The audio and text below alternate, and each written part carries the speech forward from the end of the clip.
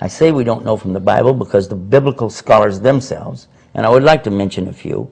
Recently we had Dan Brown's The Da Vinci Code that came out and clearly exposed a lot, because they were quoting, although it was a fictional story, the quotes that he gave and the information he gave was based on real scholars' work. Yes. In fact, those same scholars sued him for plagiarism. I don't know if they won or not, but it's not the point. Also, we have another scholar by the name of Richard Elliott Friedman, who wrote the book called Who Wrote the Bible?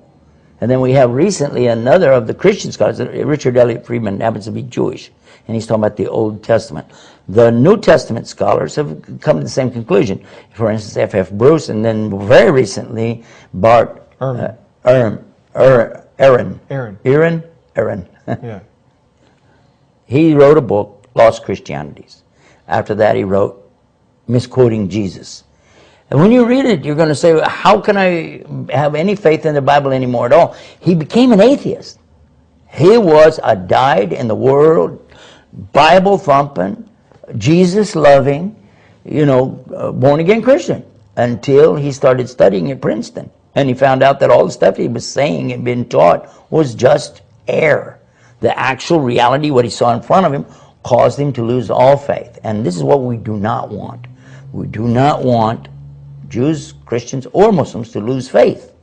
What we want to do is come together and come closer on what is true. What can we prove? What have we got evidence for? We need evidence. We have solid evidence. Authentic evidence. I came to Islam because of evidence. I was clearly motivated by evidence only.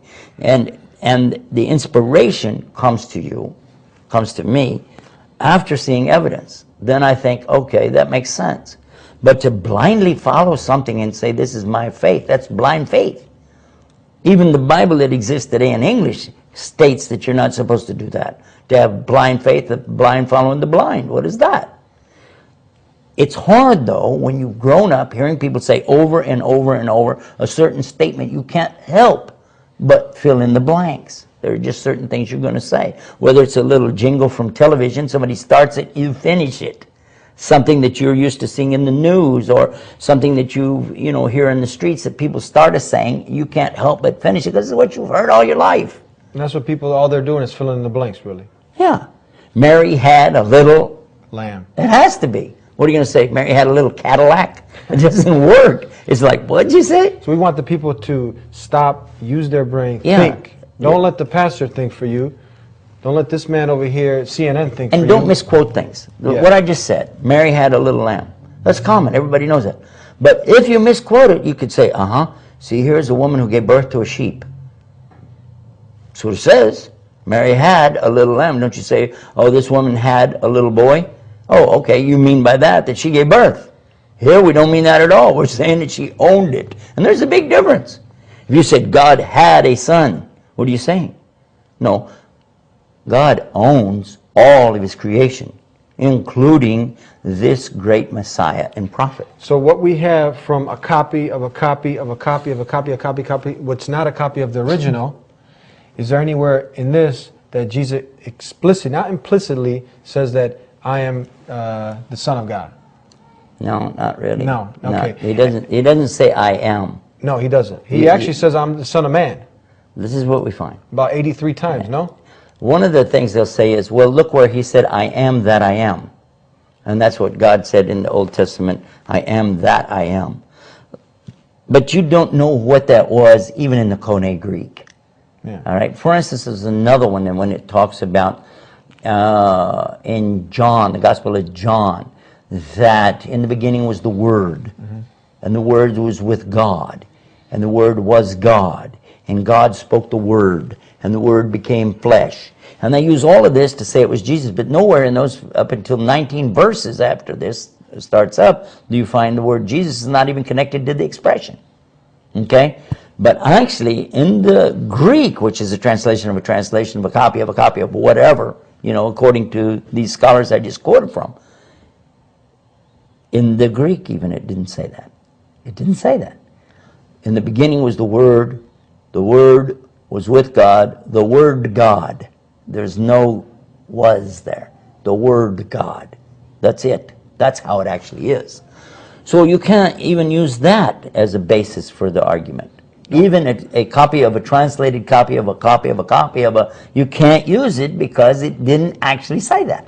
And then we got to go actually back to the time, like if you say today, in the place where we live in America, and you say, I need a lift, someone's going to think you need a ride. But if you go to England, you say, I need a lift, it's an elevator. So when you go back to the time, if you go back to the time of Jesus, peace be upon him, what were, and the Jews knew this language the best, what did they mean at that time when they referred to Son of God? Did they actually mean what we think it means today? Actually, this is a good point you're bringing up. This is something very famous in the Semitic world, for the Jews, for the Arabs, and for the people of the Aramaic descendancy, that they would use this term Ben. Ben actually means the son. For instance, Benjamin is really Benjamin, which means the son of the right. Yamin it means the right hand or the right side. Benjamin is the son of the right. And Ben Kacha was one of the famous tribes. And in Arabic, you talk about Beni Hashim. And you're talking about the tribes of the people of Hashem, the Hashemites. And if you said somebody is Abdullah ben Saba, or if you said that, which happened to have been a Jew who came to Islam, somebody is Ben Salam, he's the son of. So this is just something that people normally say. Now there's another word, abd. Abd means the servant of. So people had servants, and many times the servant would take the name of the master, as in, I am the servant of so-and-so, or the, the slave of so-and-so. And this went on for a long time until Islam came, and then it was forbidden to say that you're a slave anymore, because God doesn't like slavery, by the way. Allah doesn't like it. He encourages Muslims to free slaves all the time. So if there's slavery going on, the only real slavery should be the slave is ultimately the slave of Almighty Allah. So Allah, and you put Abd in front of it. Abd, Allah, Abdullah. Have you heard people name Abdullah? Yeah. Abdullah, you probably know somebody named Abdullah. So he's actually the servant of God, servant of Allah, Abdullah. Yes. Well, if somebody was using that term, Abdullah, and then somebody else said Ben Allah, Beni Allah, he's actually saying the son of God, or descendancy of God. So this was someone, a pious person, a righteous Ibn, person. they can say Ibn. Ibn is another way to say, you say Ben or Ibn, both of these are the same thing. Ibn Allah. So at that time it meant someone righteous. I don't know. I'm just telling you this is the word. I'm not going to try to tell you, I'm not going to make up anything. What I know, I'll talk about. What I don't know about, I'll say I don't know. And this is the way that if you want to have a rational discussion, when you come to a point where you don't know something, you say I don't know. And this keeps everything on an even keel. And this is one of the things we lack a lot in the West today, is when a person doesn't know, you don't need to punt. You need to stop and say, this is a case where I can't answer that, we'll move on. I see. Okay, well, we're going to ask a couple more questions before we come to a close. So let's go back to, we jumped into the Bible a little bit. Let's stay there, then we'll go away from there. But real quickly, if you take where people are saying Jesus is the Son of God, we can go back and say, okay, let's be fair all across the board, because the Bible actually has sons by the tons. Adam was a son of God, David was a son of God. So why explicitly only to Jesus? Can you give us some examples here? All right. Again, we know in prophecy from the Quran as Muslims, but also for the Jews in their prophecy, they still have, they're holding on to. They talk about one who will come, who is the anointed and the appointed one to be the king of the Jews. And this expression is used in the Bible, and it's understood in Arabic as well, as the one who is chosen, the chosen one. And this is the one chosen not by the people, but chosen by God.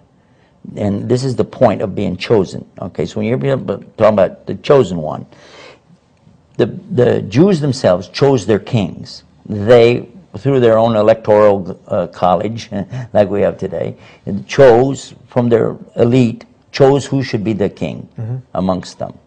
And when they chose him, then they would give allegiance to him, by anointing his head with oil. They anointed his head. It's mentioned in the Bible.